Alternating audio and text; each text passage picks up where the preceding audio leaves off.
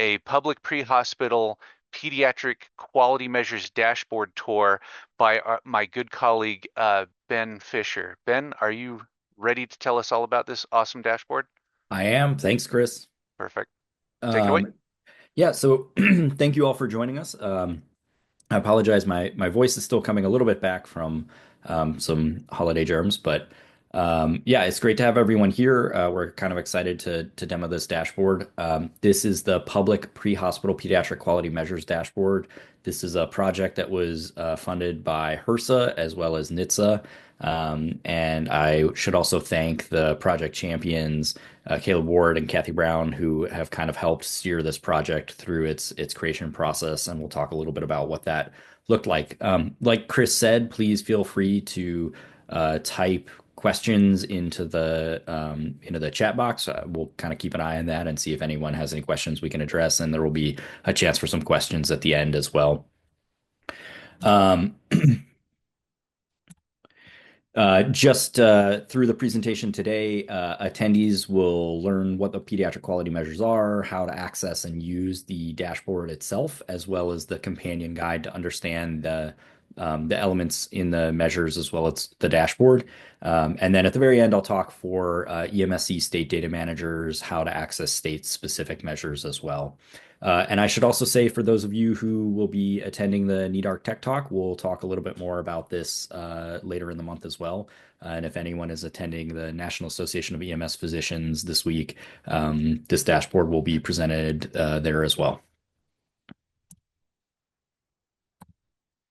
So for those of you who are perhaps unfamiliar with NEMSIS, I would be remiss not to talk about some of our other data products. So we offer some pre-made Tableau dashboards that are publicly available, some state dashboards that are available to offices of EMS state data managers, as well as some federal dashboards for federal stakeholders.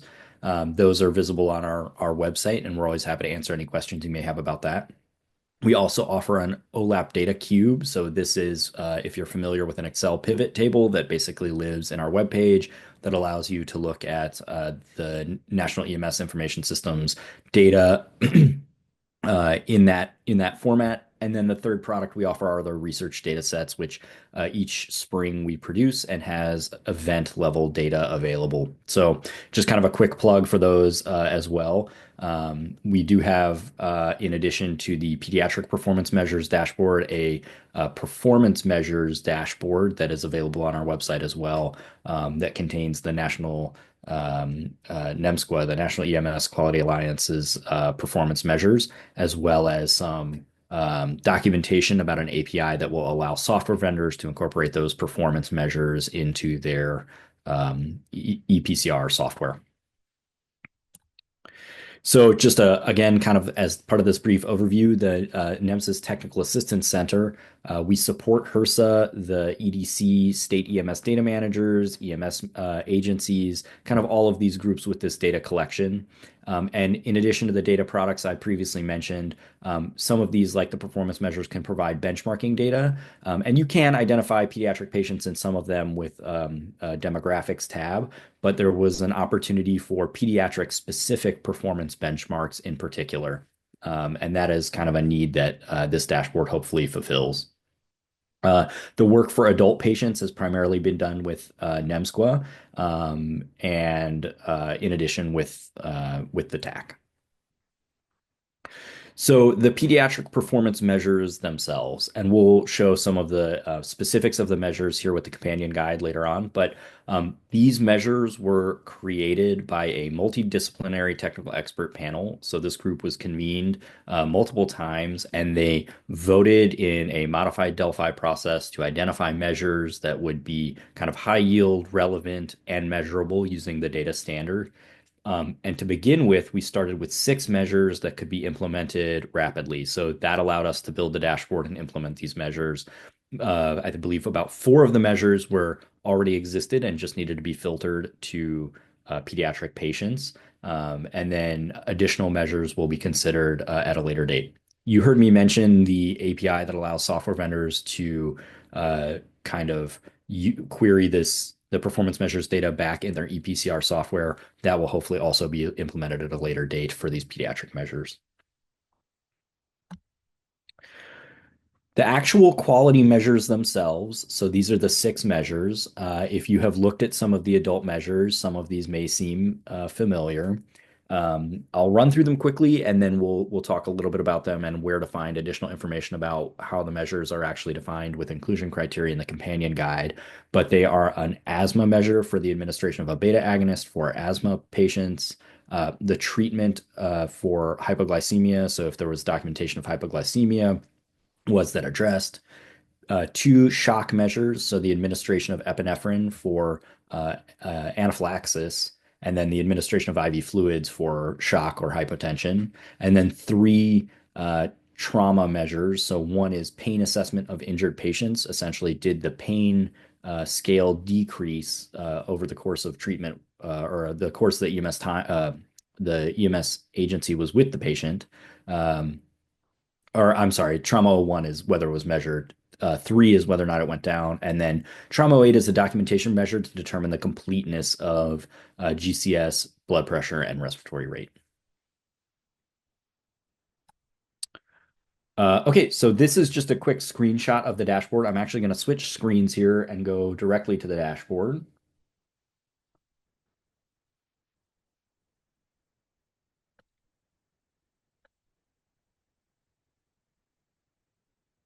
All right, we'll give that just a second.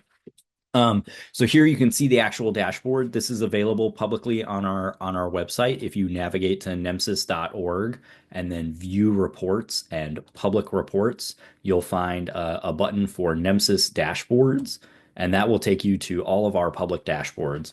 Each one of the dashboards that's listed here has a link to the companion guide below it. You can see some of our heat-related dashboards, overdose surveillance, things like that. And if you click on pediatric quality measures, it will take you to this dashboard page as well. Again, this is the public dashboard, so this one does not contain a selector for an individual state. I'll talk a little bit about that at the end. Each one of these boxes contains a measure, so information about the measure that's selected. So you can see here right now I have asthma 01, administration of beta agonist for asthma selected. Right now, based on the inclusion criteria and the most recent data that's loaded into the dashboard, 49% of patients meet this measure. This is looking at 76, almost 77,000 EMS activations from 6,200 EMS agencies within 54 states and territories. Over here, you can see a performance trend that shows the past two calendar years plus the year to date. So right now we've only got a little bit of data for January 2025. In the public dashboard, because it's only the national data, you'll only see this one gray line for national benchmark data. If you log into the state dashboard, you will see, and you have approved access to state data as an EMSC manager with your state director's approval. You would then also see your state benchmark against the national benchmark as well. That's the performance trend. And then below that, there are six boxes that contain additional demographic information about the agencies within this measure. So you can see here, hang on, we've got some internet gremlins in my ISP here. You can see that the geography for the breakdown of agencies submitting within this measure. So this is based on the USDA's ERS urban classification system. How there are essentially 13 codes that break down whether or not an incident occurred in a I'm sorry, that's urbanicity. We'll get there in a second. This is census division. So where it occurred by census division. For urbanicity, like I was saying, so this depends on whether or not the zip code was classified as urban, suburban, rural, or frontier. And those breakdowns are specifically elaborated on in the companion guide, which we'll show here in a second. Organization status uses a variable in our demographic file for the staffing type, whether or not it's volunteer, non-volunteer, or a mix of both of those. Organizational type is fire department, governmental, non-fire, hospital, private, non-hospital. And again, you can see the breakdowns of these. And then agency annual patient contact volume is based on the number of records per agency we have for that EMS agency. And then finally, EMS agency level. What is the highest level of care that an EMS agency provides or have documented that they provide within this subset of EMS agencies. So again, to switch measures, you would just click on the drop down and then select an additional measure. So for this, I'll select hypoglycemia, and then you can see that the numbers begin to shift again. So 35% of patients meeting this measure. Within this analysis subset, there are 4,100 activations from 1,800 agencies. You can again see that the performance line changed, and then all of the graphs for the agency demographics below also changed. Um, I'll briefly switch over to the companion guide. So all of our dashboards contain associated documentation. It's a wiki style page. These are all public as well. Um, This one has kind of two pages, if you will. So this information contains an introduction about the dashboard as well as some information about the actual specific boxes that we just looked at. So as you scroll down, you'll see specific documentation about each of these, including what data elements are used to define the information within those boxes. Like I mentioned, here's more information about urbanicity as well as organization status and type, and then how things like level of care are documented. At the very bottom, there's some helpful information about how to navigate Tableau. These dashboards are all Tableau based.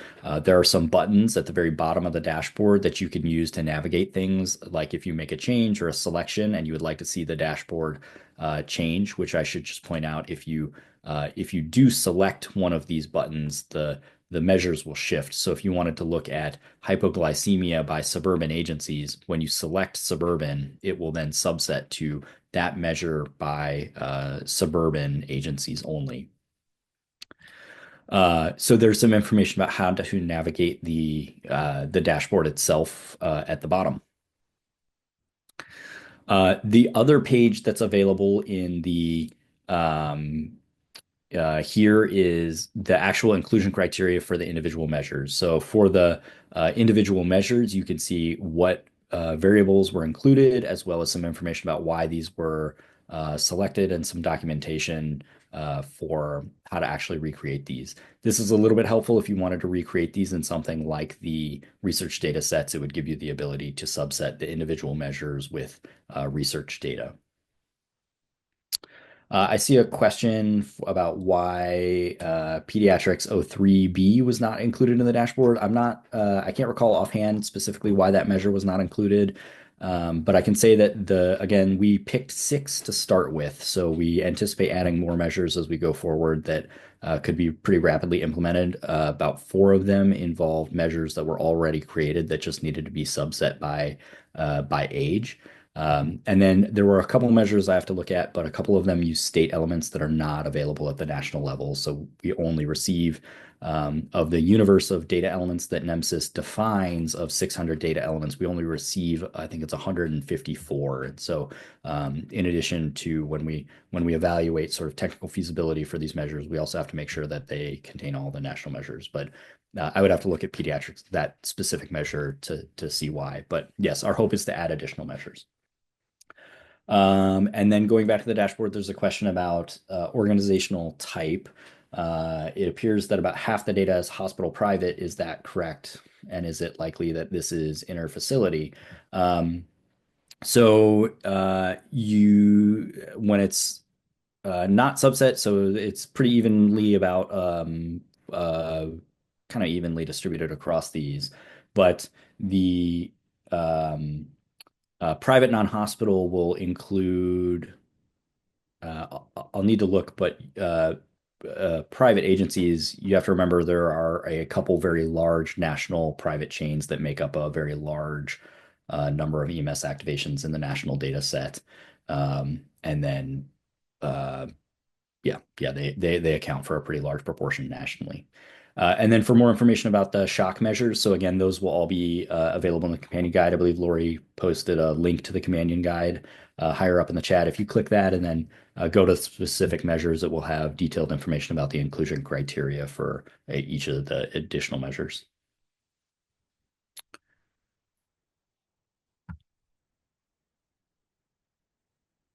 I'm going to switch back over to the PowerPoint here real quick.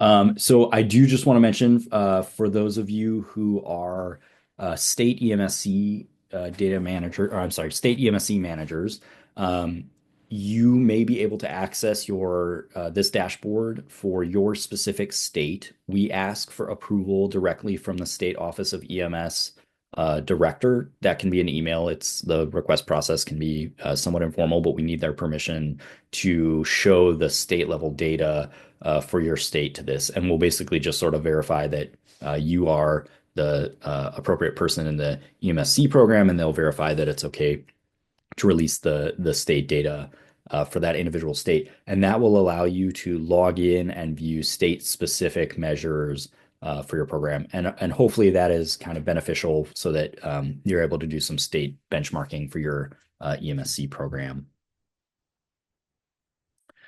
Oh, thanks, Josh. Yep, that's great. So Josh commented that Pediatrics O3B is about documentation of patient weight, and patient weight in particular is not a national data element that we receive. Um, the other thing I should say is if you are a state data manager or if you have questions or would like to discuss this further, the easiest way to get assistance is to open a help desk ticket. So if you go to nemsis.org and support or the link Lori, thanks Lori, put in the chat, you can open one and provide some information about your question or request, and we will get back to you as fast as we can. But that makes sure that the right person is able to provide assistance. So with that, I'll see if there are any other questions. I'm happy to revisit anything if anyone would like to, but links to the dashboard are available in the chat. We would certainly encourage you all to take a look at it. If there's any feedback if or things you see, we certainly welcome that feedback. Please open a help desk ticket. Let us know. Again, this is something that we hope to continue to develop and expand. I think the next round of sort of scoping for improvements start very shortly and that we will be able to incorporate some additional measures into this dashboard. I'll kind of pause there, see if any additional questions pop up in the chat, but otherwise I'm happy to go back and look at anything. And I think that that kind of is the overview since there's just the one page right now. Otherwise, thank you all very much for your attention. And Chris, I will turn it back over to you to close this out, I guess. I think you did get one question in the chat there. Oh, okay. Why do categories urbanicity not add up to 100%? It depends on the category whether or not missing is allowable. So, urbanicity may, if we do not have a valid incident zip code, may not be available. And then there's also kind of a weird quirk where zip codes, well, actually,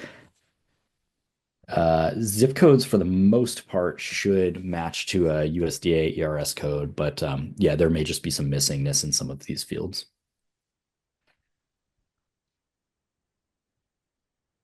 While they're thinking about any other sort of questions here and stuff like that, how would you say that agencies could use this data?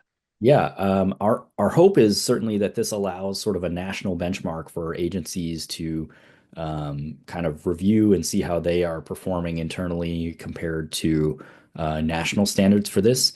And I think also the hope is that this sort of draws attention to some of these measures in particular to drive complete documentation to begin with for some of these measures. So there's certainly a couple of these where for the measure to work, as well as sort of the underlying important clinical issue there needs to be good documentation to be able to improve performance there. And so I think a really good first step is for agencies to sort of see this, see how it's trending nationally, and then understand that their complete documentation of these fields that underlie the measures are a really good first step to sort of driving that improvement. Perfect. Any other questions? Not seeing any in the chat. Oh, we got one more. Bar graphs, how many in that category met the measures? So the bar graphs below the six squares are um, the agency makeup for within the measure. Let me switch back over to the dashboard real quick. So this is the agency information for the agencies within the demographics uh, within the measure.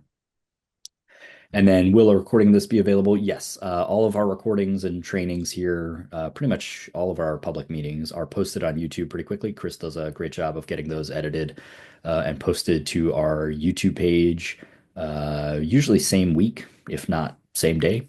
I don't know if we'll try and get a link to the YouTube page here pretty soon. But if you just search in YouTube for NEMSIS TAC, it will usually show up. It will try to autocorrect it to Nemesis, but it will show up if you type the TAC part. Okay.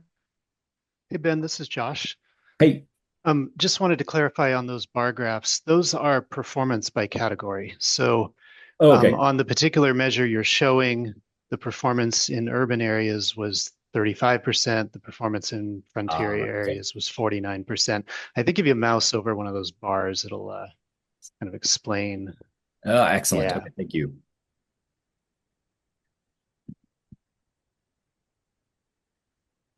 I, So the purpose there is to allow, you take someone in an agency, for example, they could start clicking on these bars. They could say, well, I'm in the West.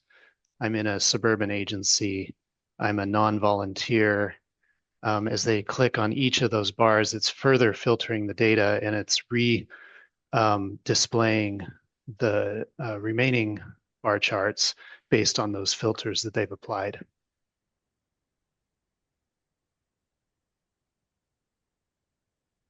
So like what you're showing now, among agencies in the West that are urban, that are non-volunteer, then you can see that the performance for fire departments is what, 30, what am I seeing there? 33. 33% versus hospitals at 22%, or hospital-based EMS. Yeah.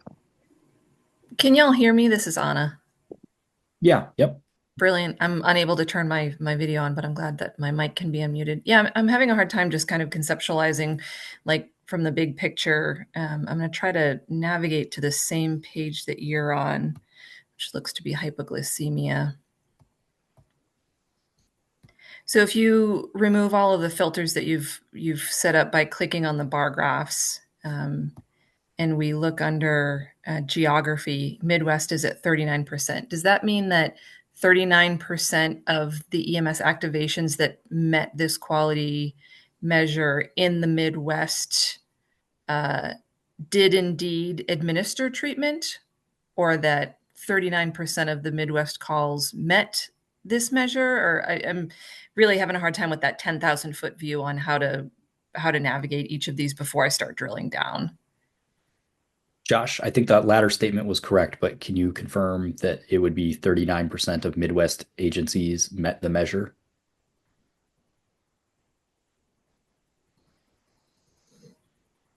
Uh-oh. Did we lose Josh? How about I unmute? Okay. Among all of the records in the Midwest that met the inclusion criteria for hypoglycemia 01, this is the percentage where the performance was met, the numerator was met, so the treatment was administered. Received. And before we even look at these, there's already been a filter to pull out only pediatric patients. That's Correct. right. Yep. And what is the age cutoff for pediatrics for y'all? For this one, it was 18 years, and that is 18 years Less than 18, I think. yeah, not inclusive. So it's 17 and under. Received. Yeah, Thank you. that's in that child page for the quality measures themselves. Okay. And that's the same for all of the different measures. It's always under 18. Yeah. Correct. Okay. Thanks. Mike, I see your hands up. Yeah, hi, great. Thanks for showing us. Josh or Ben, if you go back to that one of the charts on the hypoglycemia. Josh, you mentioned inclusion criteria. Can you explain a little bit about how that inclusion criteria how that works?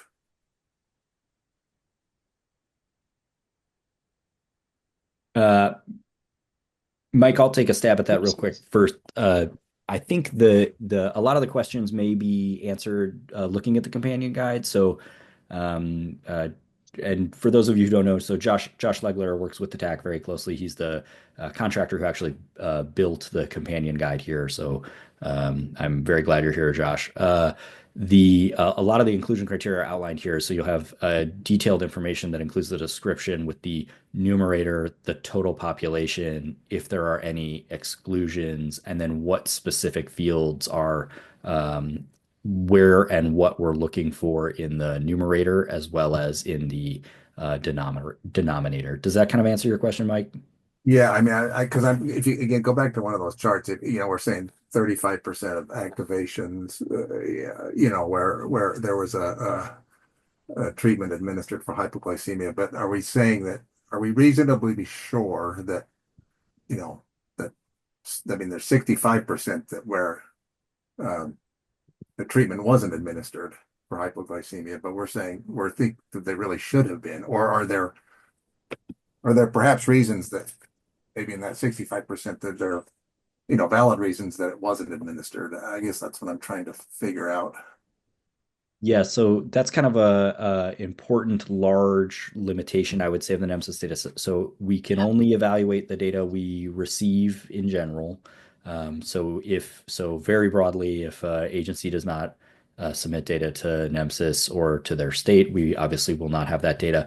And then because these inclusion criteria have to be met, if for some reason an agency did not document data specifically in these fields, that additionally would not be met. And then also to meet the sort of sensitivity and specificity requirements of the measure, they have to include they have to meet the initial population criteria. So for this measure, we're looking specifically to see if the primary or secondary impression has one of the codes for asthma or acute bronchospasm. So if they documented another primary impression, that would not put them in sort of this initial population to then see if they saw if they had albuterol administered. I don't know, Josh, if you have any sort of other comments about the population creation. Yeah, those are great things to keep in mind. In fact, if we kind of walk through, let's look at hypoglycemia 01 since we've been looking at it on the charts. So we have an initial population there that says, here's all the records that we're going to pull for the measure. So there's a primary impression or secondary impression of hypoglycemia. And let's see, scroll just a little further, Ben. And then there's some data elements that indicate that they um, let's see, back up just tiny, I guess. Yeah, so we've got some criteria around the Glasgow Coma score or level of responsiveness. So that they're not at the alert level. And so that, there's been some decrease in their alertness. They've had an impression of hypoglycemia. Or they've had an impression of altered mental status and they have a blood glucose level that's below a certain amount. And then additionally, this is a call where the type of service is a 911 call or intercept or mutual aid. So we're excluding interfacilities in this particular measure. Those are the criteria.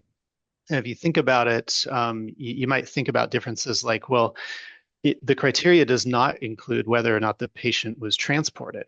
So we're going to get all records that met these criteria, regardless of whether they were transported or not. And how does that affect our measure? Well, you might have a first response agency that just got on scene and took a blood pressure, and maybe they got a glucose level and they did a GCS and they said, yep, they got altered mental status, and then they handed them off to a transporting agency who actually provided the medication. Well, that first response agency, because they took a GCS, because they recorded a primary impression that met the criteria here, or they took a blood glucose level that met it, we're going to include that record in the measure. And then we're going to say that they failed the measure because they didn't administer medication for that hypoglycemia. So you'll see those sorts of differences across agency types. And so sometimes in the charts, you'll actually see fire departments doing a little lower than some other organization types.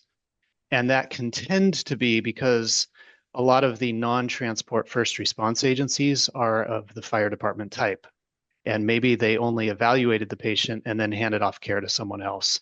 Their records were still included in the measure unless the measure specifically says, hey, we're only looking for transports. And then some of the measures do say that.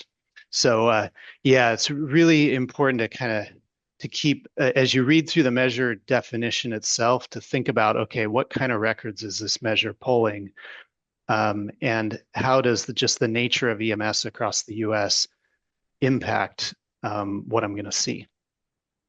Yeah, that's really helpful to describe that because you have to look at those percentages and with sort of all of that in mind, um, knowing that that you really ideally would you could dive a little deeper, you'd probably be able to get a little bit better picture on all this, but it's certainly a good overview.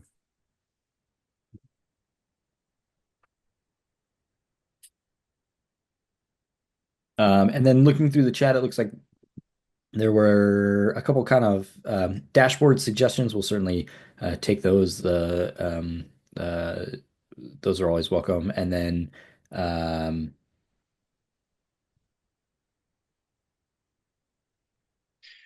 Yeah, and in response to David Saylor's question, if EMS indicated that they administered one of these hypoglycemia, sorry, if they indicated that they did not administer one of these specific medications by using a pertinent negative, then they would meet the performance measure. That would be considered as a success or a meets.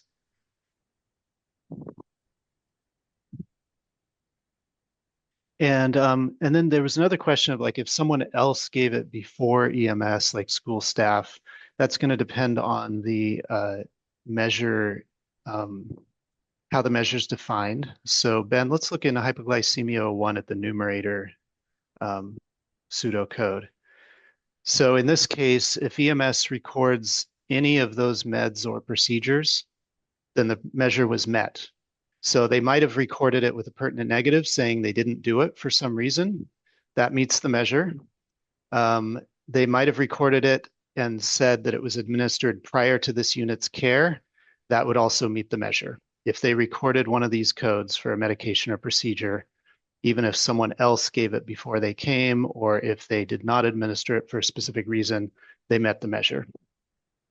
That's going to depend on you'll have to look at each performance measure to see how it was defined.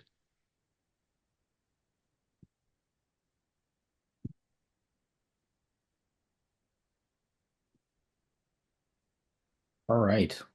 Any additional questions?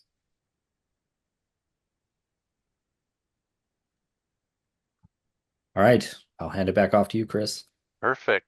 Thank you, Ben. And thank you, Josh, for pinch hitting there with some detail on the information here. We got a lot of thanks here. Thanks, Anna. Thanks, Cindy. Thanks, Julianne. Thank you, Mark. Really appreciate everyone coming and participating, having great questions. There was the question about, does this get posted? I did post a link to the webpage on the NEMSIS website where you can see this, where you will be able to see this recording and all of our previous recordings. There's a long YouTube list there, so you can go back and find any sort of training that we've done over the last few years. Actually, there wealth of information on the NEMSIS YouTube channel. If you, like I said, thank you for being here. If you want to be notified about presentations like this and other events that NEMSIS will be hosting online and in person, make sure that you are subscribed to our social media channels, which is all of them now. We have it's a good chance if you look, you'll see that NEMSIS TAC is there, or go to our webpage and sign up for our listserv. And so with that, thank you very much, Josh, and thank you everyone for being here. Happy New Year. Hope that you're here for the rest of the trainings that we have through 2025. We have a lot of exciting trainings and events for you. So hope to see you there. Thanks and have a good one.